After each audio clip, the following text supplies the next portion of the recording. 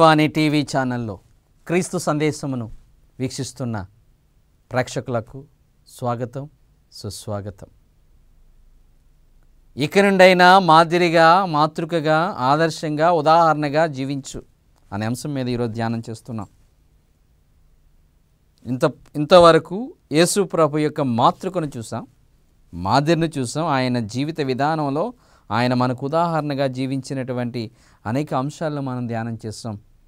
ఆయన విధేయత యందు, తగ్గింపులోనూ, సహించట్లోనూ, హింసలు అనుభవించట్లోనూ, అనుకోగలిగి ఉండడంలోనూ, ప్రేమించడంలోనూ, పరిశుద్ధతలోనూ, ప్రార్థించట్లోనూ, క్షమించట్లోనూ కూడా ఆయన మనకి మాదిరి, ఉదాహరణ, ఆదర్శం.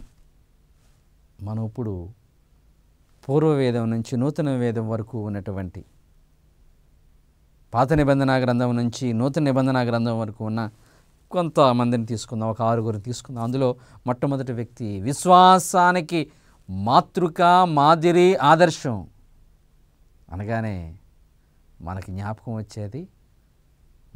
వచ్చే మొట్టమొదటి మహనీయుని పేరు అబ్రహాము.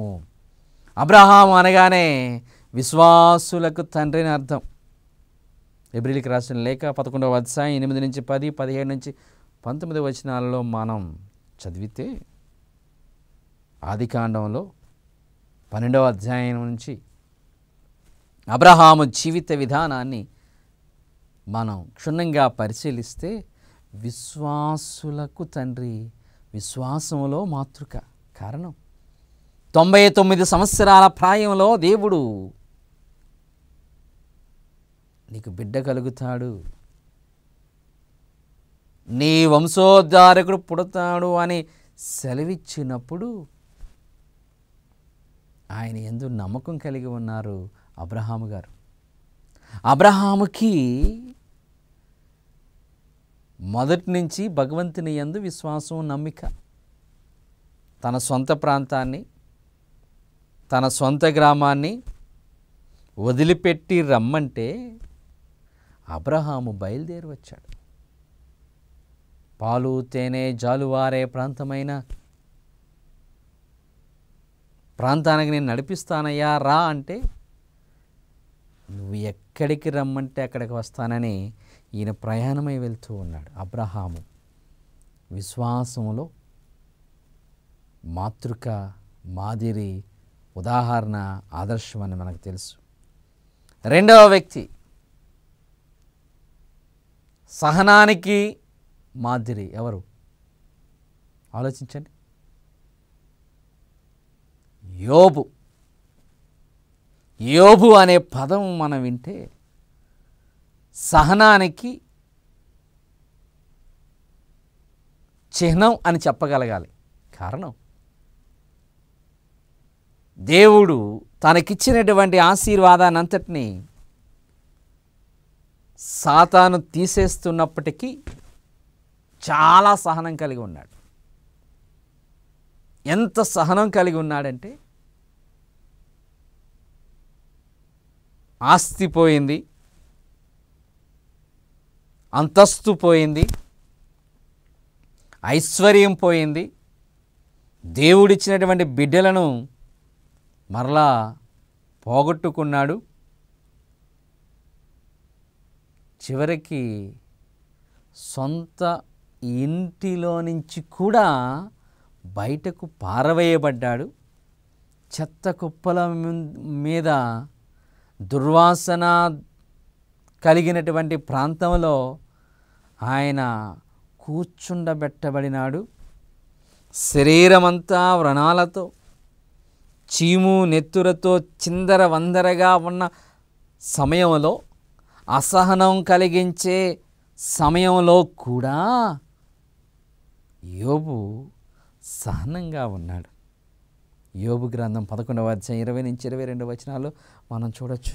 యోబుకున్నటువంటి సహనం, చాలా ఓర్పు. ఆ బాధలో కూడా భగవంతుని వదలలేదు ఆయన. భార్య దూషిస్తుంది, ఎందుకయ్యా ఇంకా దేవుడా దేవుడా అంటావు?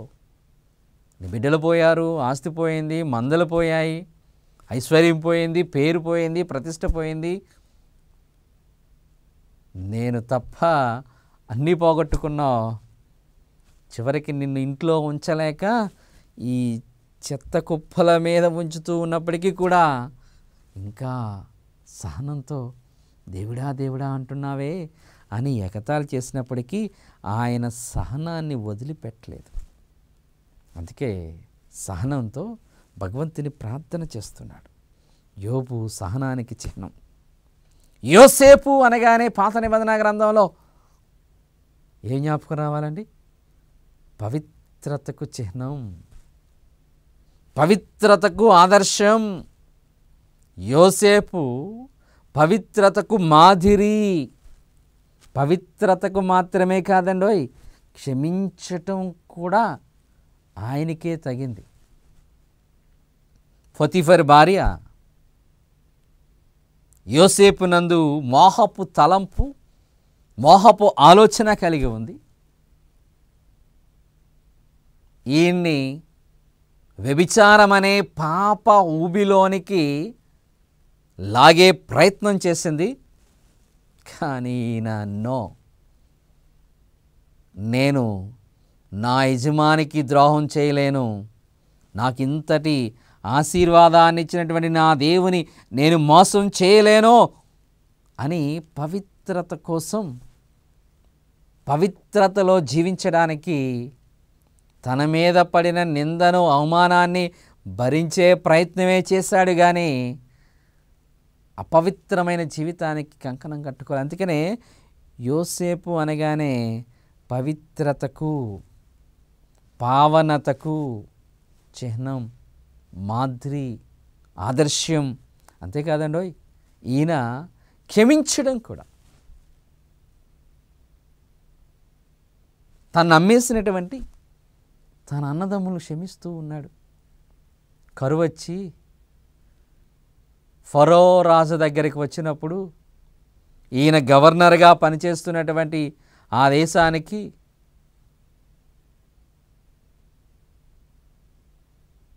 వాళ్ళు ఆహార ధాన్యాల కోసం ఈయన ఆశ్రయించినప్పుడు వాళ్ళకి ఇస్తూ ఉన్నాడు. ఆ అన్నదమ్ములను ఆయన గుర్తించి, గమనించి వాళ్ళను క్షమిస్తూ ఉన్నాడు. తను నమ్మేసినటువంటి అన్నదమ్ములను, తన్ని బానిసగా చేసినటువంటి అన్నదమ్ములను, తనని తండ్రి నుంచి దూరం చేసినటువంటి అన్నదమ్ములను, బంధుత్వ బాంధవ్యాల నుంచి దూరం చేసిన అన్నదమ్ములను యోసేపు క్షమిస్తూ ఉన్నాడు. యోసేపు పవిత్రతకు, క్షమించుటకు మాతృక. నాలుగవ వ్యక్తి మోషే, సాత్వికత, నమ్మకత్వానికి చిహ్నం. మోషేని మనం చూసుకున్నట్లయితే మోషే దేవుని మీద నమ్మకం. ఇశ్రాయేలు ప్రజలను ఆ ఎడారి గుండా తీసుకుని వెళ్తున్నటువంటి సమయంలో దేవుని మీద నమ్మకం పెట్టుకునే ఆయన ప్రయాణం సాగించాడు. ఆయన నమ్మకానికి మాతృక. పేతురుగారు ధైర్యంగా మాట్లాడడానికి దేవుని సందేశాన్ని ఆయన అంటాడు. అపోస్తుల కార్యాలు 4:19 నుంచి 20 వచనాలు చూసినట్లయితే, మా చేతులు ఆయనను స్పర్శించాయి, మేము చెవిలారా వినదాన్ని, కనులారా గాంచిన దాన్ని చెప్పకుండా ఎలా ఉంటామయ్యా అని ధైర్యంగా మాట్లాడగల దానికి చిహ్నం, మాతృక, ఆదర్శం పేతురుగారు, పౌలు గారు. చివరిగా క్రీస్తు కొరకు జీవించటంలో మాతృక. జీవించిన మరణించిన నేను ప్రభు కోసమే.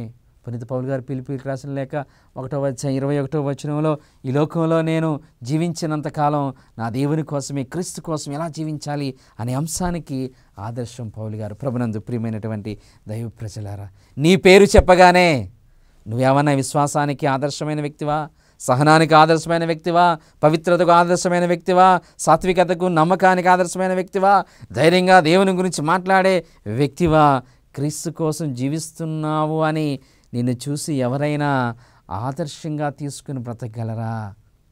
ఆత్మపరిశీలన చేసుకుందాం.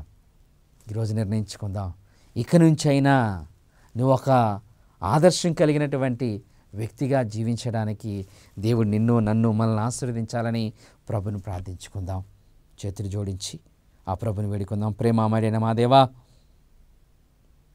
నీలాంటి ఆదర్శవంతమైన జీవితాన్ని జీవించడానికి నిశ్చితమైతే, నీ అనుగ్రహం అయితే ఈ వాక్యాన్ని ఆలకిస్తున్నటువంటి మమ్మందరినీ ప్రేరేపించండి ప్రభా. మేము మా పేరుకి, మా జీవితానికి ఒక సార్థకతను, ఒక ప్రత్యేకతను సంతరించుకుని జీవించేలా మమ్మ దీవించండి.